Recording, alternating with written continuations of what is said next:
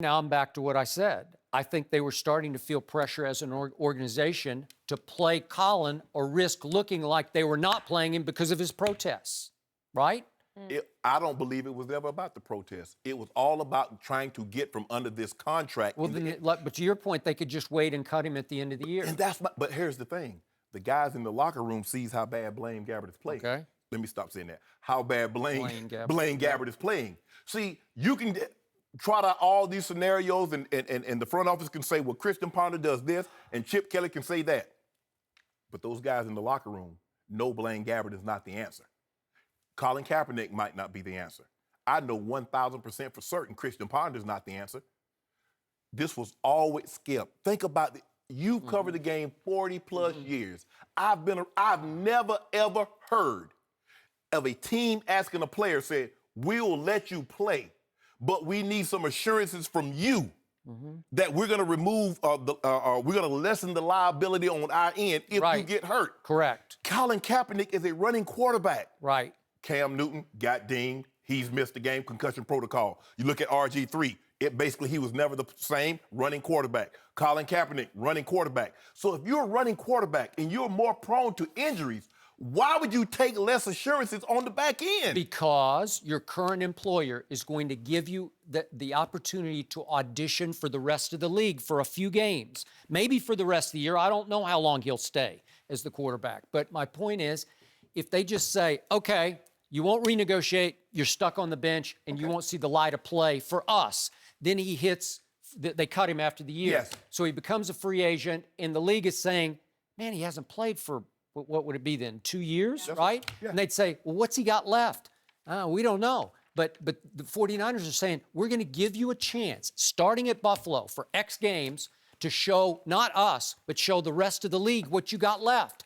Have you gotten it back? Are you what you used to be? Are you even close to what you used to be? Because if you are, you can become a free agent in March and command your salary on the open market, because everybody's looking. I looked last night, there are 8 teams that I think would want a quarterback next year. So would one of those teams want Colin Kaepernick? It depends what's he going to show starting at Buffalo on Sunday. So they're saying, we can't give us the injury protection back. But this is the gamble. This is the poker they're playing. We'll give you a chance, but we can't protect you injury-wise. Do you see what I mean? I see what you said, but here's the thing, Skip. Of all so he's on the 49ers. There are 31 other teams. How many of those teams do not already have an opinion of what Colin Kaepernick is? Probably, but you know how quickly it's, what have you done for me lately? And if he does something for them lately, it might open some new eyes. It might. But if let's just say for the sake of our argument, he dazzles. And then game 16, he gets hurt and he can't pass a physical. Then what? Well, he would have been hurt anyway, so that would have hurt him going forward, but he's not going to get any money for it. He's not going to have anything to show for it. Exactly. Okay, so what would you do in his shoes right now? I'm going to sit right back here. Y'all do what y'all need to do. Okay, I'm going to keep on going upstairs on Monday, pick up my check. I'm going somewhere else. I'm going to be 1,000% healthy. You would definitely be that. And guess what? Would you fear that nobody would give you a chance? Somebody will give him a chance. Even if I have to play for a minimum contract that's incentive-based, I will roll the dice like that. I'm not doing any favors for the 49ers because you've done me no favors. No. My head coach has already told me I'm not the same player that I once was. He's told everybody repeatedly. So he's not playing Colin Kaepernick because out of the goodness of his heart. Because I'm a firm believer, like Dr. Maya Angelou says, when a person shows you who they are, believe him. When he spoke of Colin Kaepernick, he's not the player that he once was.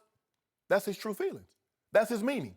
So now all of a sudden in 2 weeks, we're supposed to believe a guy that wasn't healthy just 2 weeks ago had lost so much weight. So now all of a sudden he's healthier, and because he's been eating 20 pounds of food a day, now he's put on the weight that he lost. Come on, Skip. You're not buying that. Nobody's buying that. Nope. And no quarterback, no player in the National Football League will give up assurances on the back end in order for them to start. Because normally teams that want to win and understand winning, you put the best 11 players on the football field and you live with the outcome.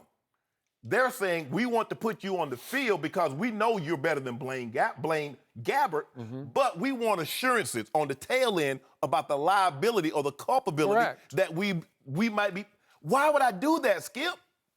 Just to get to play. That's all. That's the only reason. So now that they showed you the hands, we only playing you because now we know we were going to be rid of you at the end of the year regardless. Now we don't have to worry about if you getting hurt, us being on the hook for $14.5 million. You get hurt, not only do you not get $14.5 million, you also, they're like, you damaged goods. I got it. Who's gonna give you $5 million, $10 million if you're hurt going into the offseason? No one. Okay, I got you. But how much criticism has Colin Kaepernick taken for being the quote-unquote backup quarterback who's speaking out and protesting so strongly to the point that he's on the cover of Time magazine? How much pride has kicked in for Colin to say, you know what, I'm willing to sacrifice my injury protection because I want to show everybody I can still play this game and back up my stances, my protest stances, by showing what he can still do on the field. You don't think that's hurt him? He reads Twitter, I know he does, to a fault, because he's always talking about this and that or retweeting people or taking people on Twitter. So you don't think he's seen a million shots at him on Twitter about, oh, you're just the backup quarterback. Shut up because you're the backup. You don't think he's heard that? The one thing I learned long time ago, if I listened to the people in the stands, if I listened to what were saying about me, pretty soon I was going to be in the stands with them. And Colin Kaepernick needs to understand. Well, I agree with that. There's a segment that 1,000% agree with what he's doing.